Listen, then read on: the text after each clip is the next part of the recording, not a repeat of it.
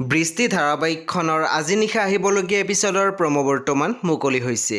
আজিৰ প্ৰমোত বাৰু আমি কি দেখিবলৈ পাইছোঁ আহকচোন আমি অকণমান চাই লওঁ। আজিৰ প্ৰমৰ প্ৰথম ভাগত আমি দেখিবলৈ পাইছোঁ মনদীপাই সমীৰৰ মাকক কৈ আছিল, এনেই ইমান চিন্তা কৰি মনটো কিয়নো বেয়া কৰিছেনো মা?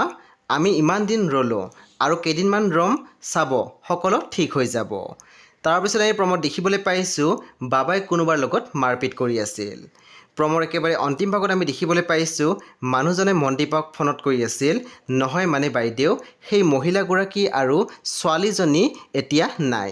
তেতিয়া আমি দেখিবলৈ পাইছোঁ মনদীপাই ফোনত কৈছিল, নাই কেনেকৈ নাই? সেই বন্ধু বান্ধৱীসকল আজি নিশা 8 বজাত ৰং টিভিত আহিবলগীয়া বৃষ্টি ধাৰাবাহিকখন খুবেই বেছি ইণ্টাৰেষ্টিং হ'বলৈ গৈ আছে। সেয়ে আপোনালোকে চাবলৈ একেবাৰে নাপাহৰিব। পৰৱৰ্তী আপডেটৰ বাবে আপোনালোকে মোৰ চেনেলটো ছাবস্ক্ৰাইব কৰি কাষত থকা বেল আইকনৰ টিপি দিবলৈ একেবাৰে নাপাহৰিব।